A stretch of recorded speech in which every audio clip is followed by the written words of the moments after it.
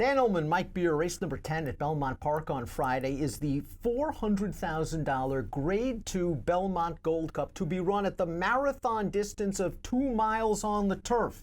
It is the first half of the $300,000 guaranteed Belmont Gold Cup, Belmont Stakes Daily Double. You can play that wager with DRF bets, but also remember your exacta winners bonus. Bet any race during the Belmont Stakes Racing Festival Thursday through Saturday. Get 10% exacta winners bonus. Bets.drf.com is where you need to go for all of the details. Let's meet this field of marathoners getting set to go 16 panels in the Grade 2 Belmont Gold Cup. Morning line favorite, the number 6, Arklow. And Arklow had a tough loss for you last time. You liked this horse. He was a square price at 6-1 in the Man of War. He just got bottled up last on the rail turning into the stretch, and I think he got out too late because he was flying at the end of the race. He had a big finish in that race. I guess the flip side of that coin is, boy, did he have a pace to run into in that race. They were going in front of him in there. One of those Europeans, of course, whose name I won't come up with right now because Hunting I can't.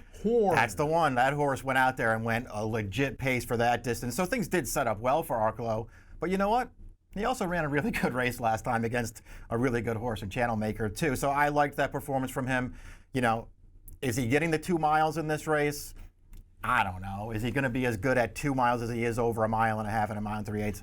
I don't know, Dan, but I do think he's the horse to beat here. Check out this time form U.S. pace projector. It's something you don't see every day. I've never seen a gray bar before that says no speed.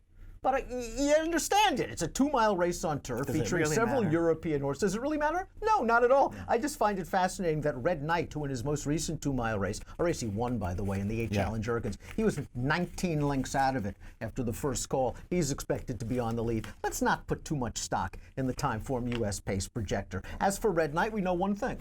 He likes the distance. He's gotten in very good form for trainer Belmont. Last time out in the Elkhorn, he still finished ahead of a couple of next hours. He moved way too soon, I thought. Yeah, there aren't many bad races on this horse's card. I mean, you can run him at any distance and basically on either surface, too, and he'll show up and run every time. I will just say, as far as that pace projector goes, even though Arklow was coming from last time, he's not a plotter. He hasn't been good from the gates last he hasn't been, but he's a horse who can get closer to the pace. We'll see how that all plays out. Red Knight, when he won the Jerkins 2-back at going this distance, he ran really, really well in that race. I mean, not only, you know, there were a couple of long shots out there and they were stretching that pace out a little bit, but this horse made a very early move on the Betchers to get into that race, and he carried it all the way to the finish. He ran really well in that race, and I'm with you. I think he ran really well last time, too, and maybe ran the best race, even though he finished second last time. This horse is in good form. And I also think that last time, while he ran really well, a little cut in the ground's not good for him. I think he really wants that firm going as well. He might get that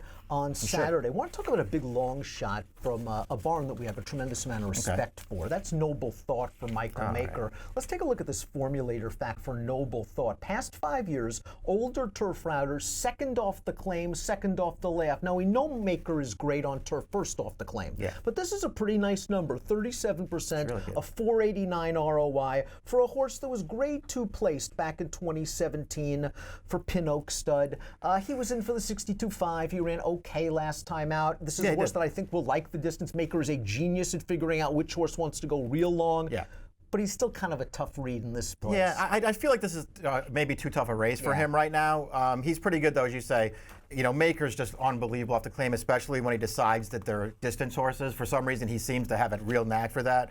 And, you know, let's be honest, these are the kinds of horses that you can do really well with off the claim because he has back class. He's great at stakes placed just a couple of years ago. So if Maker gets this horse back into his best form, you know, maybe he can go with these horses. It really looked like Canissar was going to be one of these longer distance, top-of-the-line horses back in 2018. Second in this race behind a good Euro, second in the Stars and Stripes, when he just got a beautiful trip and ride from Fiergal Lynch to shoot up the rail. But then he went away for about 8 months. There must have been some physical problems. And last time out in the Elkhorn, okay, he caught the yielding turf. Maybe that's not what he liked.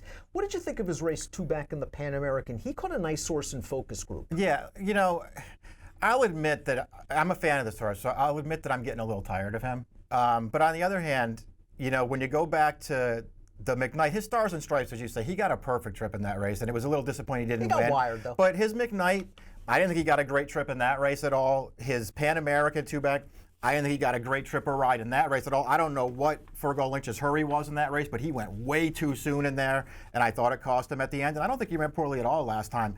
I can't love him anymore in these races because he never seems to win.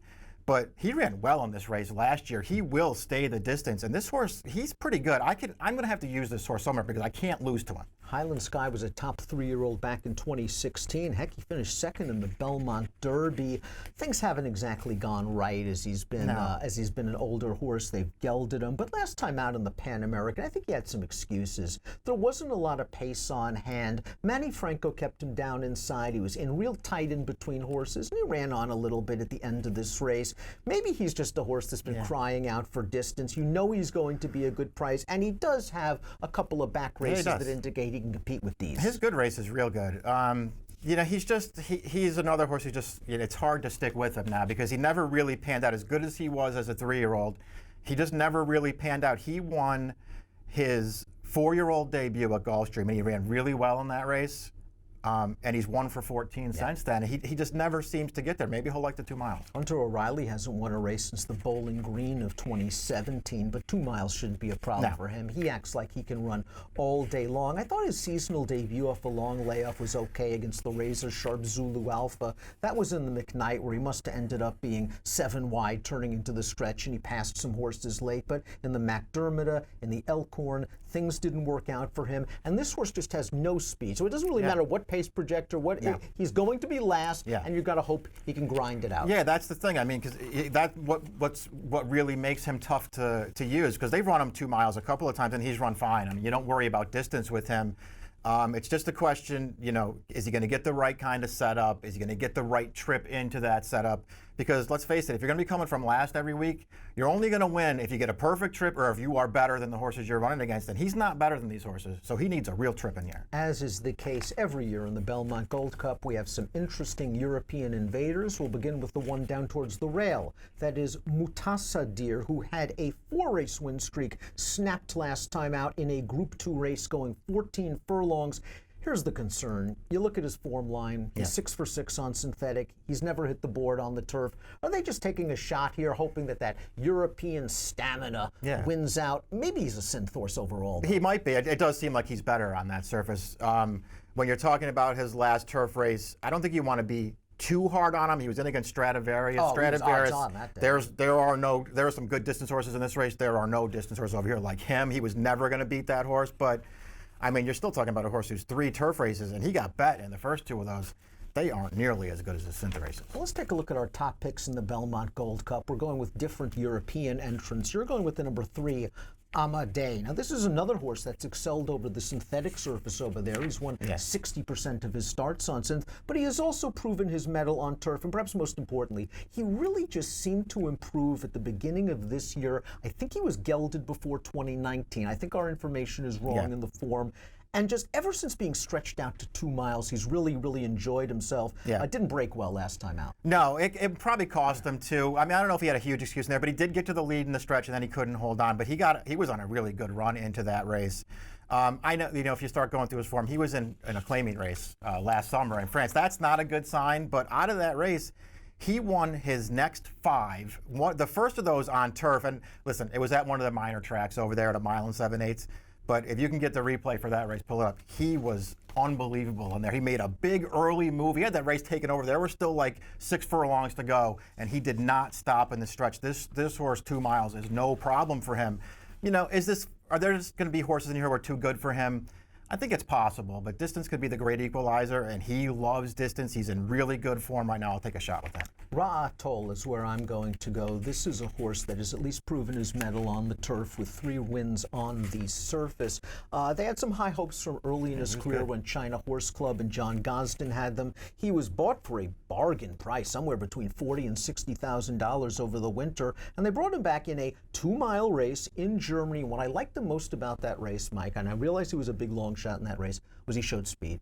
He was right up close to the pace. He took it over. He kept on going. I think there is a very good chance that he makes the lead in here. And if they leave him alone long enough, he has the stamina to make them pay. After that race, know. this has been the agenda all along. Yeah, no, I totally get all that stuff, and I like this horse as well. We'll see what kind of price he is, because not only did he get that trip that you said last time where they just put him right up with the pace, that was his running style before that. Yeah. Even his races last year, he was right on the lead in the King Edward, and he did not run poorly in that race. I think he's going to be forward in here, and he is not going to be easy to handle. Belmont Gold Cup, always a fun race. Mike's going 3-6-8-9. I'm going 8-6-5-4. It kicks off the $300,000 guaranteed Belmont Gold Cup. Belmont Stakes Friday, Saturday daily, 2 daily double. And also, we've got the Exacta promo for DRF Bet's mobile customers. Bet any race during this Belmont Stakes Racing Festival, Thursday through Saturday. Get a 10% Exacta bonus. Bets.drf.com is where you need to go. An approximate post time for the Gold Cup, 5:48 Eastern. Best of luck.